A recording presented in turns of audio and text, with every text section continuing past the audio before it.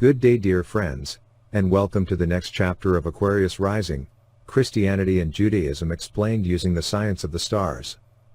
Aquarius Rising is a book over 4,000 years in the making.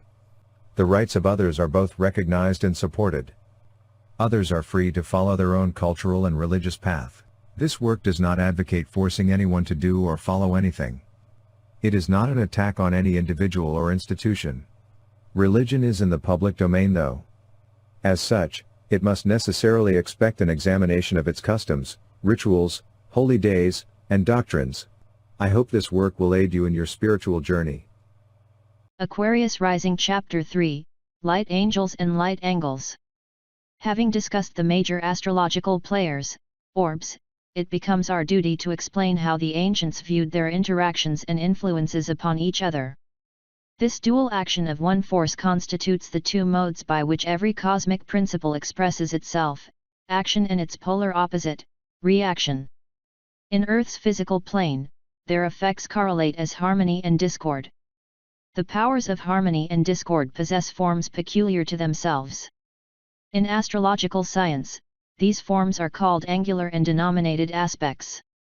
The more perfect or complete the light angle is, the greater its influence exerts upon matter. The symbol of discord is the square. For the ancients, every inharmonious angular ray constitutes a portion of the square or an angle of 90 degrees. The symbol of harmony is the trine or angle of 120 degrees. Here we have two geometric expressions that have the words closed and open in them. In the ancient past, the angles of the 90-degree square were associated more with the indrawing of nature, while the triangle came to represent the outward expansion of nature. Over time, the ancients came to anthropomorphize these two concepts as a struggle between decay and growth, dark and light. Thus, the angles of light became the angels of light and darkness when personified. One step further and it was good versus evil. Observe that the discordant rays of the magnetic force strike each other crossways from opposing angles. For this, imagine a cross shape. This angular intersection produces conflict and violent commotion. There is a fight in the currents between the two powers. A contrary result is made in the action of the beneficial rays of the magnetic force. They impinge upon each other indifferently. Here imagine a chevron type of shape, like two forks of a river that meet, unite in their force, and then flow onward harmoniously. It's almost as mathematics is alive in a way that humans do not yet fully comprehend.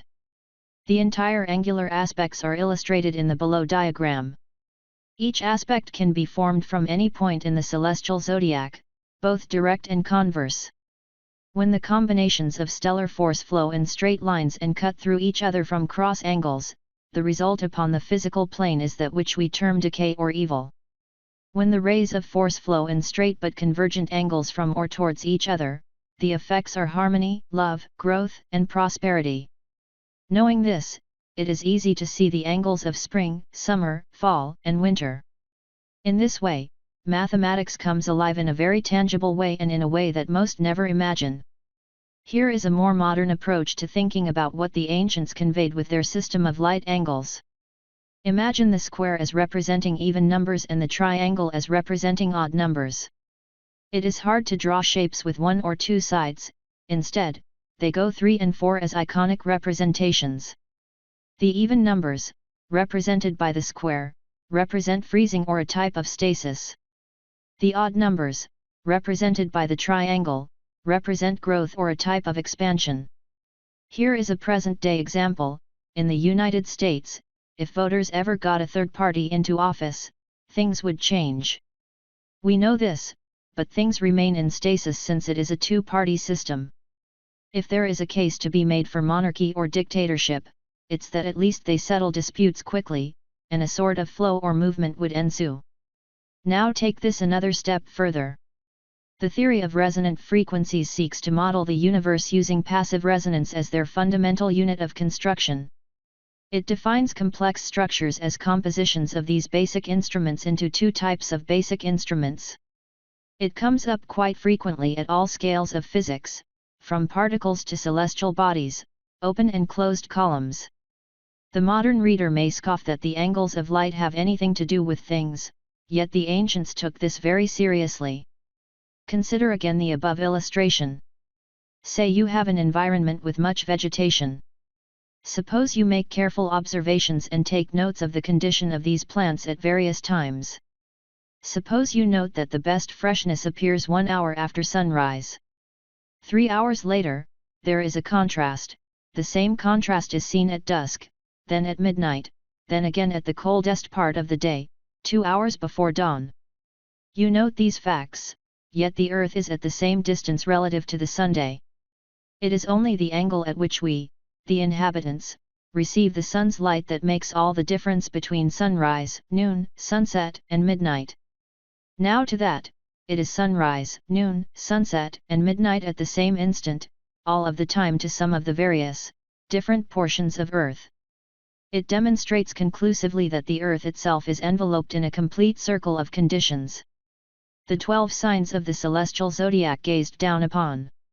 When the sun reaches the celestial equator, it is equal day and night on earth, that is the line of the celestial horizon, the cosmic sunrise. Thus, Aries begins its active influx and extends for 30 degrees, which is 2 hours of daylight. It is then that life awakens, and you have the joyful sounds of the birds. With the warmth of the sun, many plants open up to welcome its warmth.